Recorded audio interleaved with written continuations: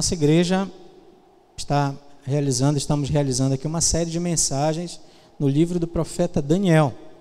E chegamos agora no capítulo 11. Estamos então encerrando praticamente a exposição de Daniel. Capítulo 11, depois o capítulo 12 e encerramos então a exposição deste livro da palavra de Deus. O capítulo 11 é uma continuação de um assunto que começou a ser tratado no capítulo 10. Na verdade, como eu disse para vocês no domingo retrasado,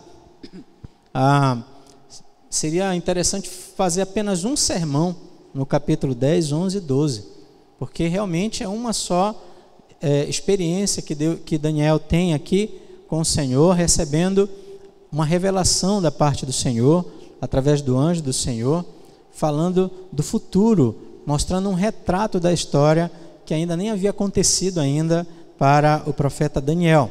Vamos lembrar um pouquinho o que aconteceu no capítulo 10? No capítulo 10, Daniel nos situa, nos mostrando que ele estava no 3º ano de Ciro.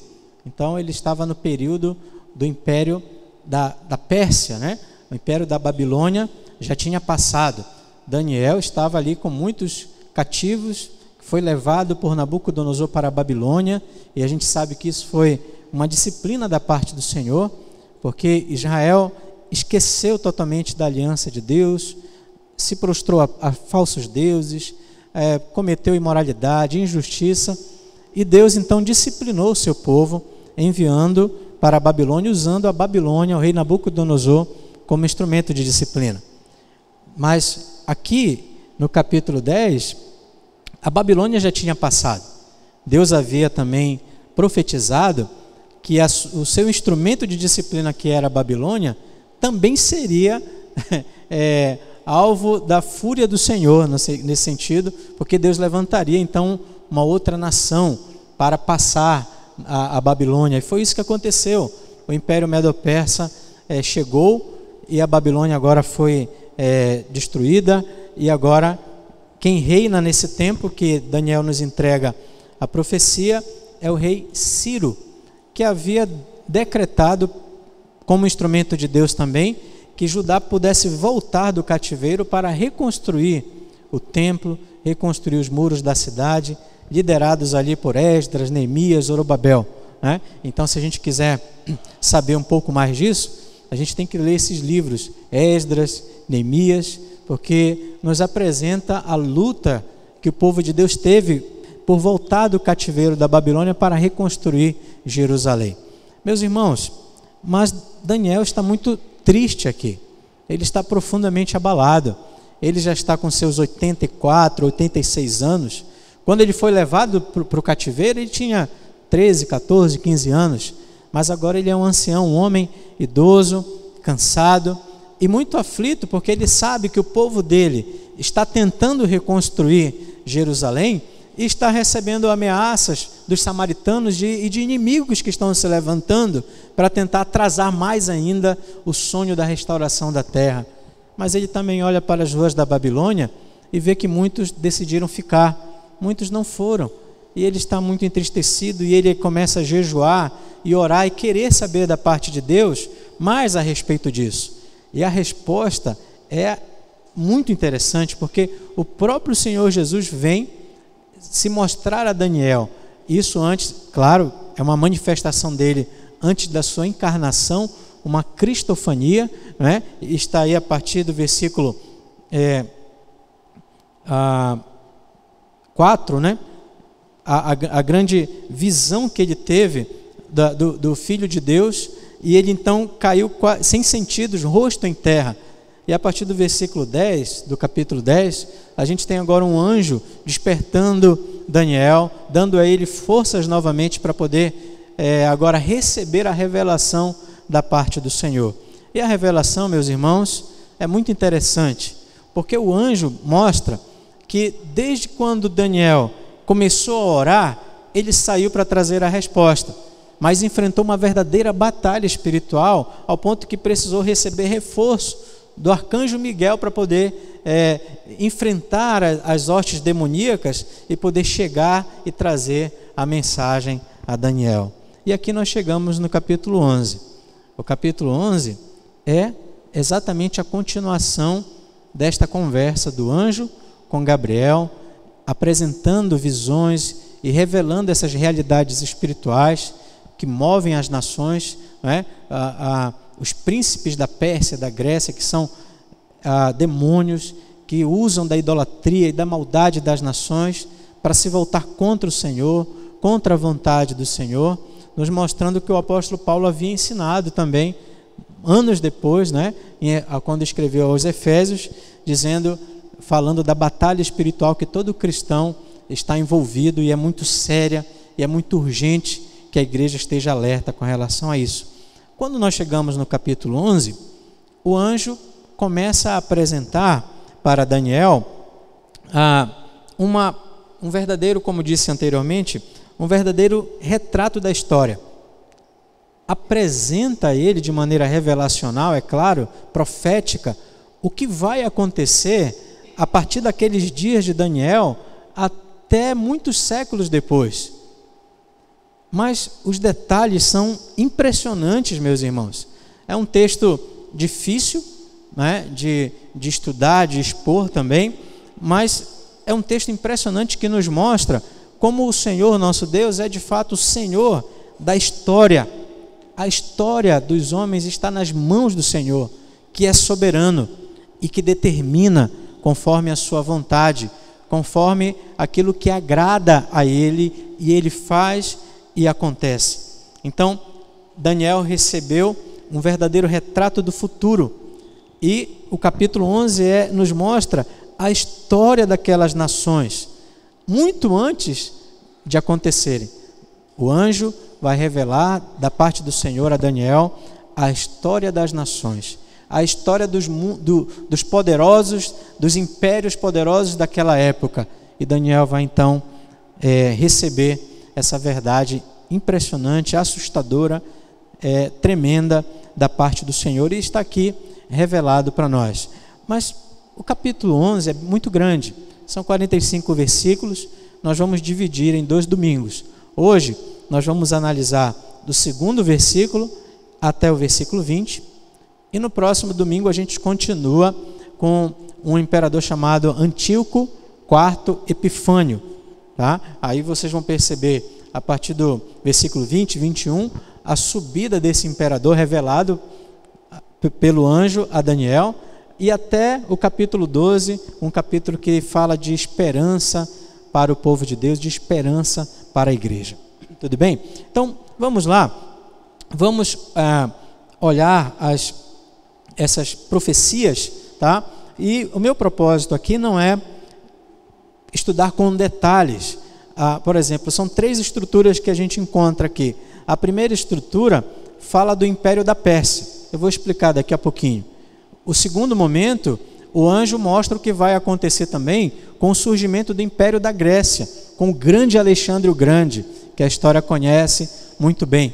E a partir do versículo 5, é impressionante os detalhes da revelação, porque fala de um reino que é o reino do sul, o reino do norte, e as disputas que existem entre esses reis, entre esses governos, alianças fracassadas, assassinatos, conspirações. É impressionante a riqueza dos detalhes.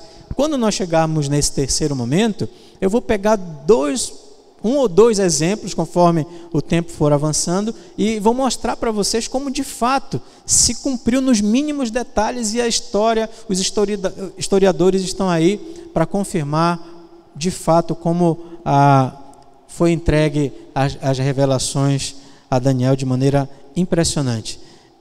Os detalhes são tão interessantes que muitos críticos da Bíblia, que não acreditam na inspiração da palavra de Deus, da Bíblia Sagrada, quando começaram a estudar esse capítulo de Daniel, começaram a dizer que ele não foi escrito na época de Daniel, 6º século antes de Cristo, mas foi escrito depois de Cristo, no 2º século talvez, porque é impressionante a fidelidade do cumprimento dessas profecias que são apresentadas para nós aqui nesta noite. Vamos lá? Olhem para o segundo versículo. Diz assim: agora eu te declararei a verdade. Eis que ainda 3 reis se levantarão na Pérsia, e o quarto será acumulado de grandes riquezas, mais do que todos, e tornado forte por suas riquezas, empregará tudo contra o reino da Grécia. Então, nos capítulos anteriores, capítulo 7, capítulo 8, Daniel recebeu profecias a respeito desses reinos. Mas vocês lembram lá, através de figuras, animais, de bestas, né? O bode, o carneiro com chifre grande, um pouco antes o urso, o leopardo, etc. Mas aqui, o anjo fala claramente de quem se trata. Ele está dizendo que a verdade é essa, ou seja, isto vai acontecer. É Deus quem está revelando, quem está dizendo os acontecimentos da história. E ele diz assim: 3 reis se levantaram na Pérsia. E fala o nome, o reino da Pérsia. Este reino, Daniel, que você está aqui hoje, de Ciro, esse rei medo-persa, 3 reis ainda se levantarão. E depois outro rei, o 4º rei, será muito poderoso, muito rico, e ele vai investir pesadamente contra a Grécia. E o texto é muito claro. A revelação é muito direta. E a gente sabe, analisando a história, que de fato foi assim. Depois de Ciro, outros 4 reis reinaram no Império Medo-Persa, no Império Persa. E o último desses reis, o 4º que ele diz aqui, que foi um momento bem interessante, de muito poder, de muita riqueza, foi Xerxes I, também chamado de Assuero, que nós conhecemos muito bem ele, porque foi aquele rei que casou com uma judia chamada Esther. Então, isso aconteceu realmente, e esse imperador chamado Xerxes I, ele se levanta contra a Grécia. O imperador antes de Xerxes foi Dario I, e esse imperador também foi guerrear contra a Grécia, contra os atenienses de maneira mais específica, em 490 a.C., e perdeu, e começou as chamadas batalhas médicas, guerras médicas, né? que a história conhece aí, que aconteceram em 3 fases. Dario I, 490 a.C., e depois Xerxes vem com toda a fúria e para tentar se vingar, para tentar ampliar o seu reino, ganhar a Grécia, conquistar a Grécia, e ele vem naquelas batalhas guerras médicas que são chamadas, e a história está aí para confirmar que de fato foi assim que aconteceu. O 4º rei depois de Ciro era o poderoso Xerxes, que lutou contra a Grécia, e tem filmes aí relatando isso. Por exemplo, os 300, né? Os 300 de Esparta, faz parte desse contexto aqui.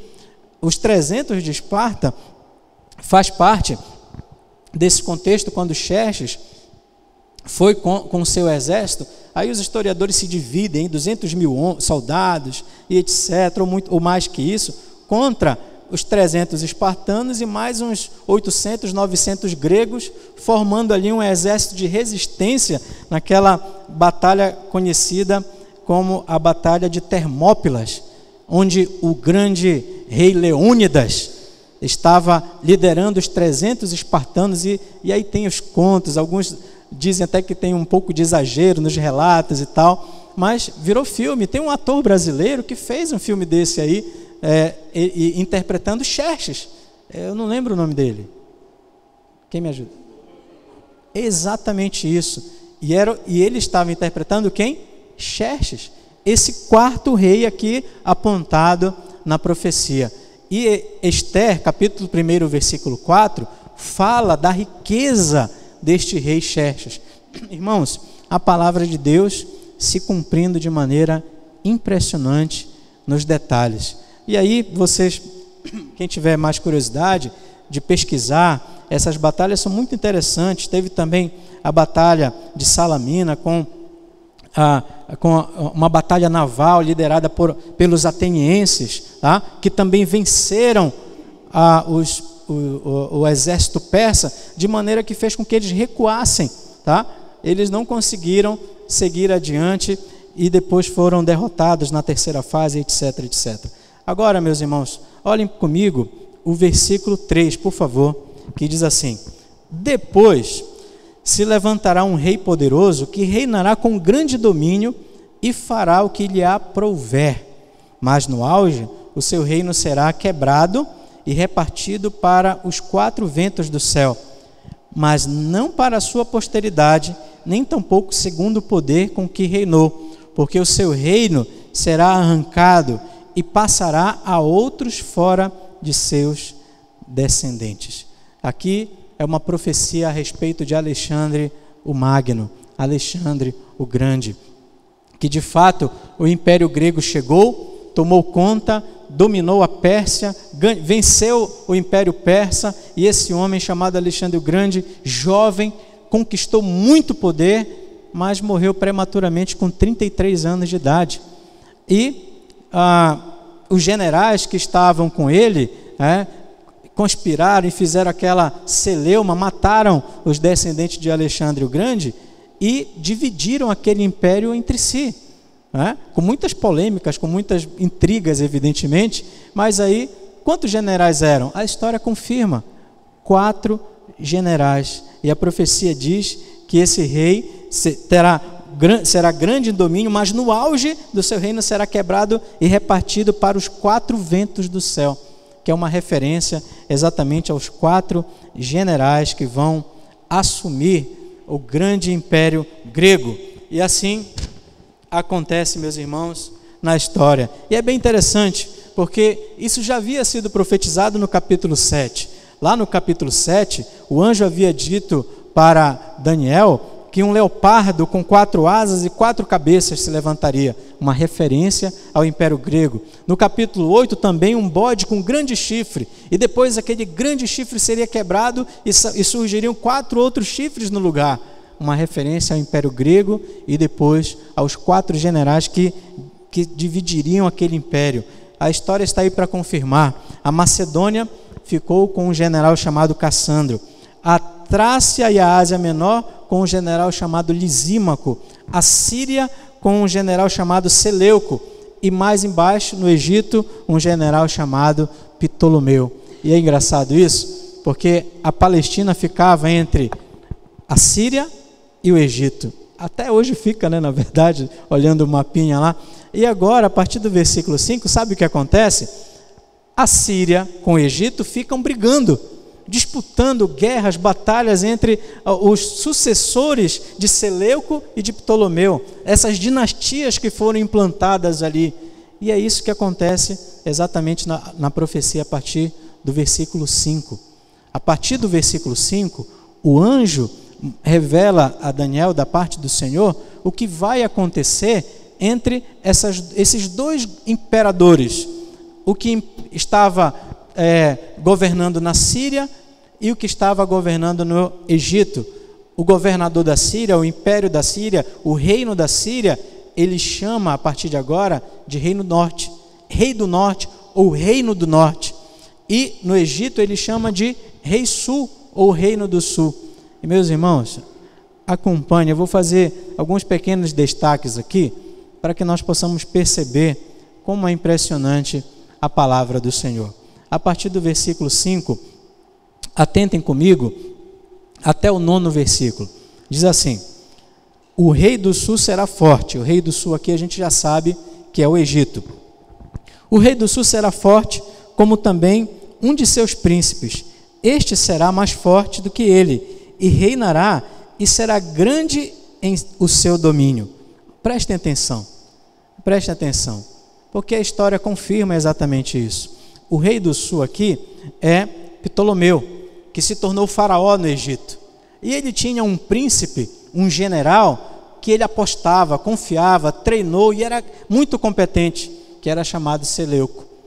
Esse Seleuco trai o seu amigo faraó Ptolomeu, conquista a Babilônia e se torna o imperador da Síria.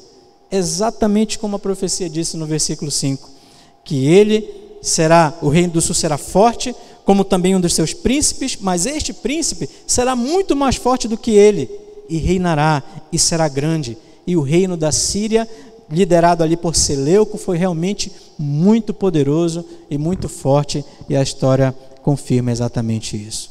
Mas aí a continuação, a partir do 6º versículo, diz assim: mas ao cabo de anos se aliarão um com o outro, a filha do rei do sul casará com o rei do norte, para estabelecer a concórdia. Ela, porém, não conservará a força do seu braço, e ele não permanecerá nem o seu braço, porque ela será entregue, e bem assim os que a trouxerem, e seu pai, e o que tomou por sua naqueles tempos. Mas de um renovo da linhagem dela, um se levantará em seu lugar, e avançará contra o exército do reino do norte, e entrará na sua fortaleza, e agirá contra eles, e prevalecerá. Também aos seus deuses com a multidão das suas imagens fundidas, com os seus objetos preciosos de prata e ouro, levará como despojo para o Egito por alguns anos. Ele deixará em paz o reino do norte, mas depois este avançará contra o reino do rei do sul e tornará para a sua terra. Então, o versículo 5 nos mostra o que aconteceria: o reino do norte, o reino da Síria com Seleuco como o grande imperador, o reino do sul, o reino do Egito com Ptolomeu como faraó, os generais de Alexandre o Grande dividindo o mundo entre si. E a partir do versículo 6 começa a contar o que aconteceu ano após ano. Veja, o versículo 6 diz assim, que ao cabo de anos eles se aliariam um com o outro, a filha do rei do sul casará com o rei do norte. E meus irmãos, isso realmente aconteceu. Anos depois, após a morte inclusive de Seleuco, a filha do rei do sul, ou seja, a filha de um dos faraós, que era chamada Berenice, foi dada em casamento para um rei da Síria. Foi isso mesmo, a ideia era uma tentativa de cessar as guerras com uma aliança, exatamente como está descrito aqui. Era a intenção de estabelecer a concórdia, a aliança entre os reinos. E Berenice foi dada em casamento para o rei do norte, que se chamava Antíoco II. Mas veja o que aconteceu, bem interessante. Para estabelecer essa aliança e esse casamento, Antíoco II dispensou, se divorciou da mulher que ele tinha, da esposa que ele tinha, que era Laodice o nome dela. Olha o que acontece. Laodice se enche de fúria por ter sido desprezada por Antíoco II, para que ele pudesse ter como esposa Berenice, a filha do reino do sul, e ela então maquiavelicamente faz um plano de matar todo mundo. E isso realmente aconteceu. A história, os anais da história confirmam isso aí, que essa mulher, cheia de fúria, ela consegue envenenar Antíoco II, que era o rei do norte, Berenice, a filha do rei do sul, e também mata uma criança que já era filho desse casal. E aqui está exatamente como a profecia avisou, que essa aliança não iria prevalecer, porque não permaneceria nem o seu braço, porque ela será entregue. Versículo 6 diz isso: bem assim os que a trouxerem, e a seu pai, e o que a tomou naqueles tempos. A aliança foi quebrada pela conspiração, e isso realmente aconteceu na história. Meus irmãos, são apenas alguns exemplos que eu quis destacar aqui, para a gente mostrar a perfeição da palavra profética, da revelação, mostrando a história antes mesmo de ela acontecer.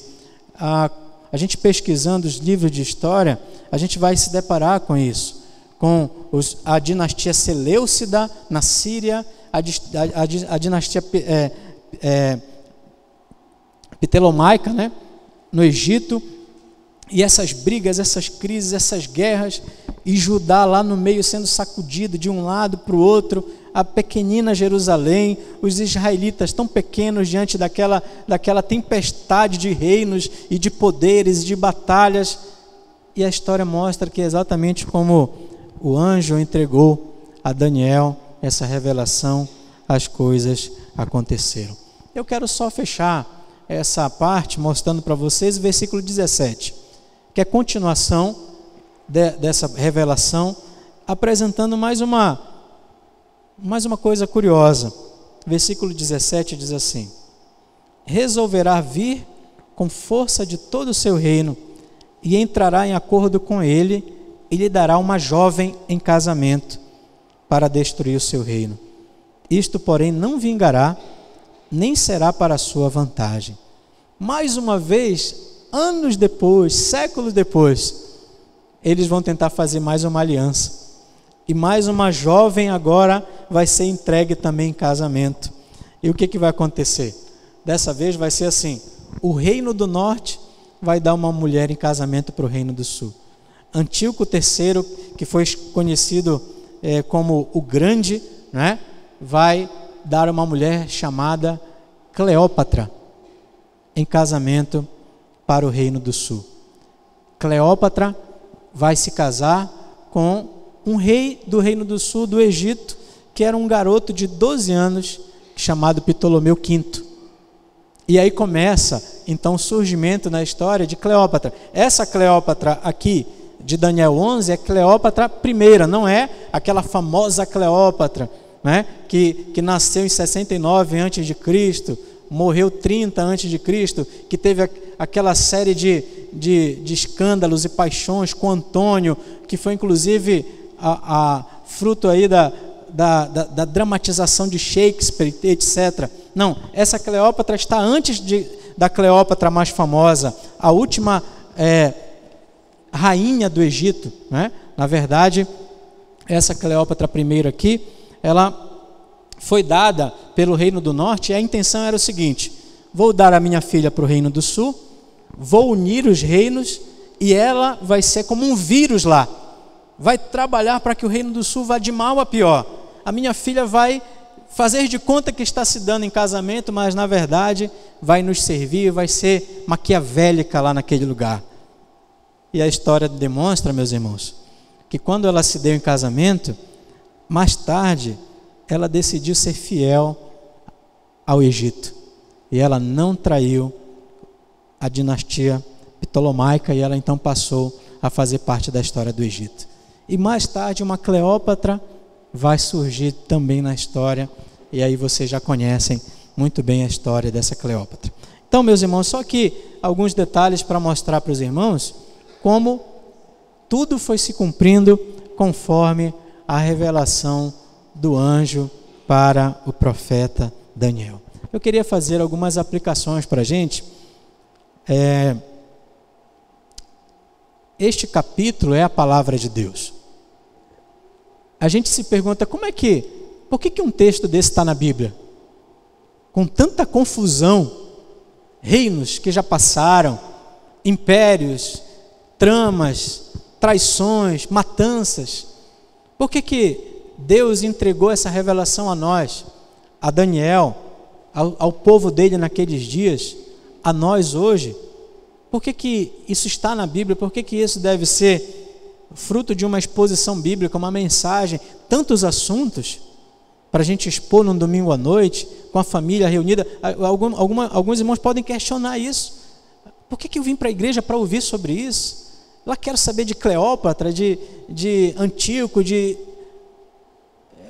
eu quero ouvir alimento para a minha vida. O que isso tem a ver comigo, com os meus dramas da vida, com as minhas lutas?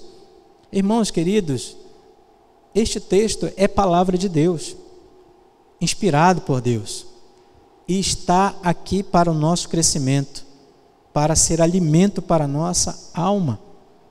Eu sei que é pesado expor, e é difícil expor um texto como esse, com todas essas coisas acontecendo, e apresentar a veracidade e a fidelidade dessas revelações. Mas, irmãos, pensem comigo. Em primeiro lugar, percebendo que tudo realmente se cumpriu na história, imaginem Daniel e aqueles que estavam na Babilônia e aqueles que tinham retornado para Jerusalém, recebendo essas revelações e vendo todas as coisas que foram reveladas a Daniel acontecendo na história, e de antemão sabendo de tudo. vendo Xerxes surgindo, se levantando contra a Grécia, vendo muitos anos depois a Grécia tomando conta do mundo, e eles olhando e percebendo que tudo havia sido profetizado da parte do Senhor. A aplicação que a gente pode fazer para a nossa vida é que nós, meus irmãos, precisamos confiar na palavra de Deus. A palavra de Deus é a verdade, inspirada por Deus, para a nossa edificação, para o nosso crescimento. E Deus, então, é o Deus soberano, que revela inclusive a história, e Ele pode revelar a história, porque Ele é o Deus da história, que determina a história. E Ele entregou a sua palavra para o seu profeta, e entregou para nós, para que nós pudéssemos perceber que nós podemos e precisamos confiar na palavra de Deus, que não pode mentir. E os detalhes que Daniel recebeu são impressionantes. Eu apresentei apenas alguns para vocês aqui, mas que confirmam que a palavra de Deus, ela é de Deus, ela é inspirada por Deus, ela é infalível, ela é inerrante, ela é autoritativa para nossas vidas, ela é a nossa regra de fé e prática, e nós podemos confiar nela, acreditar nela. Nós devemos estudá-la, nós devemos conhecê-la, nós devemos confiar naquilo que Deus revelou na sua preciosa e bendita palavra. Nós devemos confiar na palavra de Deus. E nós devemos confiar na palavra de Deus muito mais, além do que ele diz a respeito da história, dos acontecimentos, dos reinos que serão levantados ou derrubados. Mas nós devemos também confiar na palavra de Deus quando ela nos diz quem é Deus. Porque na Bíblia Ele se revelou, e Ele revelou tudo o que precisamos saber a respeito dEle. Nós não precisamos dar ouvidos às mentiras, às sugestões deste mundo. Nós precisamos conhecer o Deus revelado nas Escrituras. Nós também precisamos conhecer o que a Bíblia diz a respeito do homem. O que é o homem? De onde ele veio? Para onde ele vai? A questão da origem da vida humana, por exemplo, é muito questionada. E as pessoas dizem que o que a Bíblia diz sobre a criação, por exemplo, é pura bobagem. Mas nós precisamos confiar e crer que existe um Deus que criou todas as coisas, e que nós viemos dele, de um projeto divino, e o sentido da nossa vida está nele, em ir para ele e viver nele. Nós podemos confiar que a vida tem sentido. Nós podemos confiar que a nossa presença aqui, ela não é por acaso, ela não é fruto de desordem, de acidentes na história, porque Deus nos ensina na sua palavra que não é assim. Mas nós também podemos aprender na palavra e confiar quando ela nos fala sobre o pecado, sobre como o caos e o pecado entrou no mundo.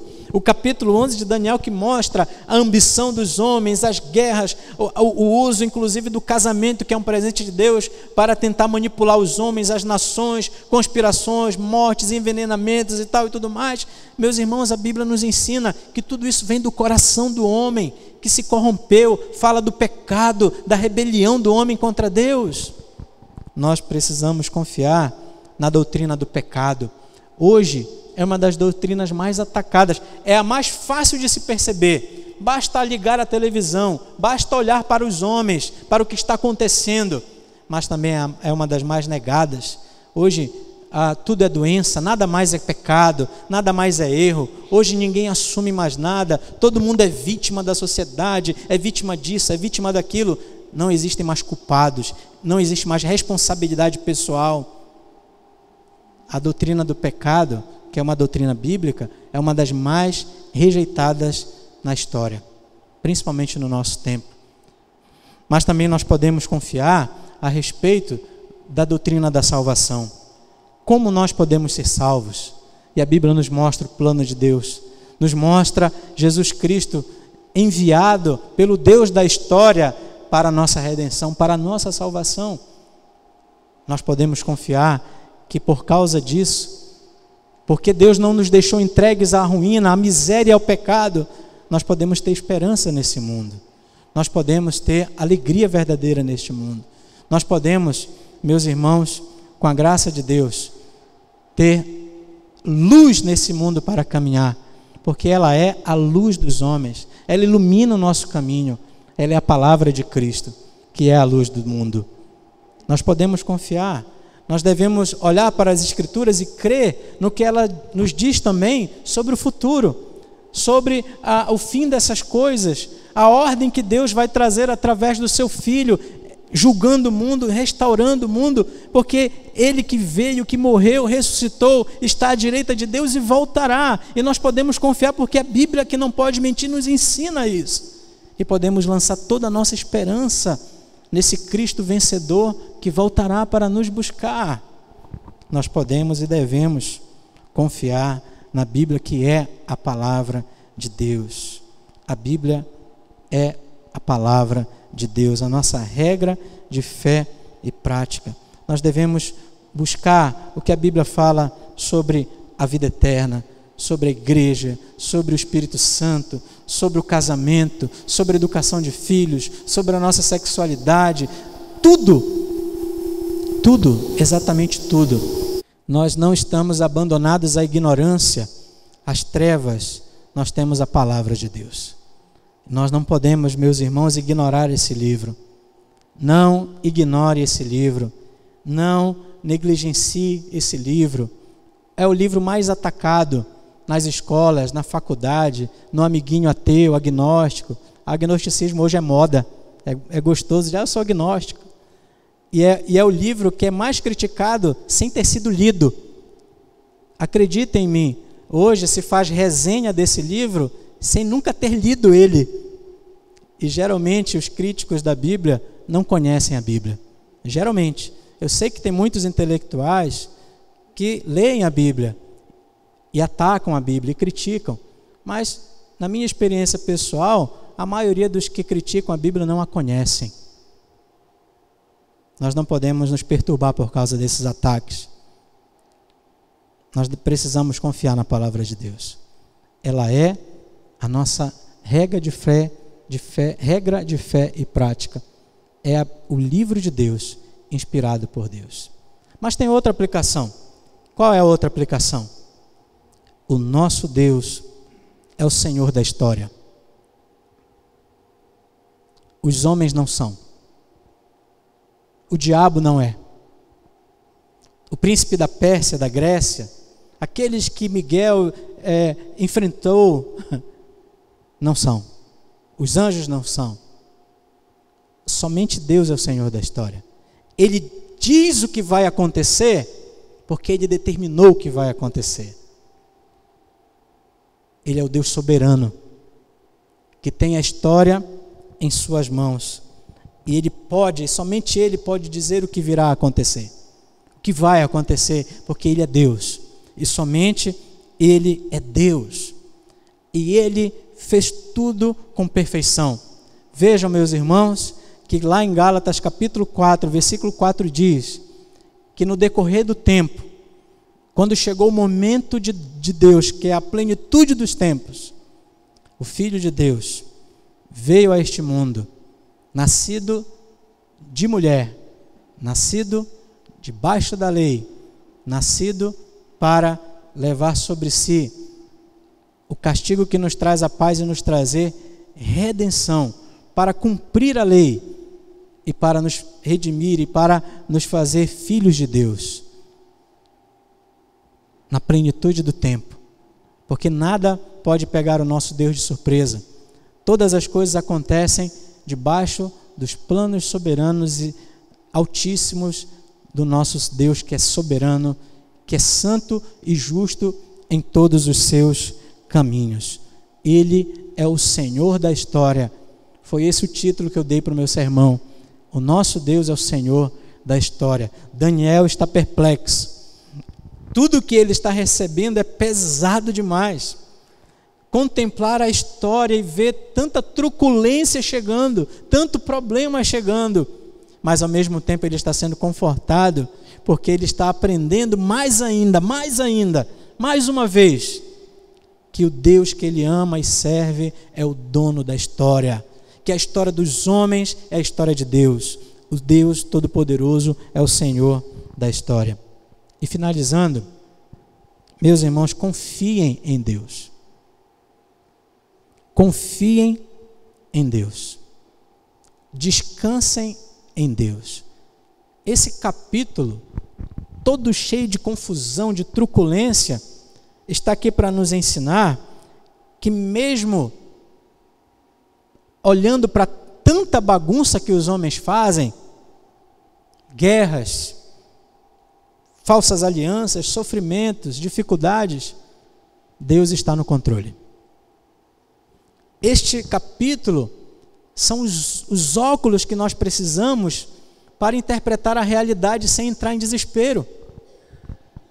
Esse capítulo está aqui para nos ensinar que os poderosos deste mundo nada podem realmente contra o Senhor, e que os fracos não estão desamparados, e que aqueles que choram serão consolados, e que aqueles que temem ao Senhor vão prevalecer para sempre. Esse capítulo está aqui para dizer que nós precisamos confiar nele, mesmo quando tudo não vai bem, mesmo quando a dor toma conta, mesmo quando os problemas batem na porta, nós precisamos confiar nele. Está aqui para nos ensinar exatamente isso, que Deus está no controle. Daniel sofre tanto, ele olha aquele pequenino povo ali na Palestina, entre a Síria e o Egito, e o anjo vai dizendo que o reino do sul ataca o reino do norte ataca, e eles passam por cima de Jerusalém o tempo todo. Jerusalém é citada no versículo 16 como a terra gloriosa, é sacudida de um lado para o outro pelos imperadores e poderosos deste mundo, e ele sofre, ele ama o seu povo, ele quer o bem do seu povo, mas ele aprende, e o capítulo 12 vai deixar isso muito claro para nós, ele aprende que pode confiar que Deus está cuidando de tudo. Deus está no controle absolutamente. Assim como nós também podemos confiar quando a nossa vida é sacudida de um lado para o outro pelos problemas, pelas lutas que nós passamos, pelas bagunças que nos atingem, bagunças que, infelizmente, por causa da nossa lerdeza, maldade, a gente busca por desobediência a Deus, mas em outros momentos bagunça que nós que somos tomados como um tsunami que vem sobre nós. E aí nós nos deparamos em contexto de luta, de sofrimento, de dor, de depressão, de aflição, de angústias. E a gente olha para o amanhã e diz assim, o que vai ser? Como é que será? O que será de mim? O que será da minha família? Mas este capítulo está aqui para dizer, nós podemos confiar em Deus, porque podemos confiar na palavra dele, porque ele é o Senhor da história, por isso nós podemos confiar. E ele é tão poderoso, e está com a história nas mãos dele, de tal maneira que a palavra de Deus nos diz que ele fará com que todas as coisas cooperem para o bem do seu povo, daqueles que o amam, daqueles que são chamados segundo os seus propósitos eternos, segundo a sua soberana vontade. O que te aflige? O que te abate? O que traz tristeza ao teu coração? O que tem te preocupado? O que está acontecendo? Qual a bagunça que está ameaçando você? O que está se passando? Esse capítulo está aqui. Você não veio aqui para ouvir uma aula de história? Não veio. Se eu fiz isso, me perdoe. Mas você veio aqui para conhecer o Deus que dirige a história, para ter seu coração abastecido com isso. Inclusive a sua história está nas mãos dele, porque ele não é apenas o Deus das grandes histórias, dos reinos, mas é daquelas histórias também dos seus pequeninos, que ele ama de modo muito particular e de modo muito especial. Que Deus nos ajude, que Deus nos anime, nos sustente, e que nós possamos sair daqui hoje com o coração cheio de esperança.